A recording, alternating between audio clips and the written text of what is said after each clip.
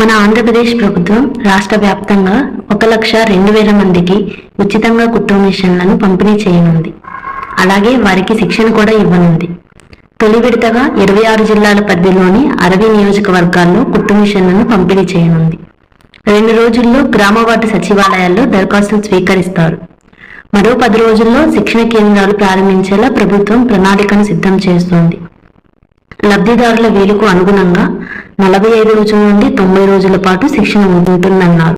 ఉచిత కుట్టు మిషన్ కు ఎవరెవరు అర్హులంటే, ఏ కులాల వారు అర్హులంటే బీసీ, కమ్మ, కాపు, రెడ్డి, క్షత్రియ, ఆర్యవైశ్య, బ్రాహ్మణ, ఈబీసీ వర్గాలకు చెందిన మహిళల ఉపాధి కల్పనకు గాను ఈ నిర్ణయం తీసుకున్నట్లు మహిళా దినోత్సవాన్ని పురస్కరించుకొని పత్రికా ప్రకటనలో తెలిపారు.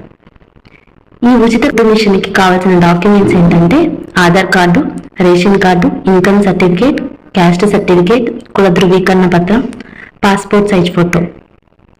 దీనికి మనం ఎలా అప్లై చేయాలి అంటే సచివాలయంలోని వెల్ఫేర్ అసిస్టెంట్ని కానీ డిజిటల్ అసిస్టెంట్ని కానీ కలిసి కావాల్సిన డాక్యుమెంట్స్ అన్ని తీసుకొని వెళ్తే వాళ్ళు అప్లై చేస్తారు. ఈ వీడియో మీకు నచ్చినట్లయితే please like, share and subscribe my channel. Thank you for watching.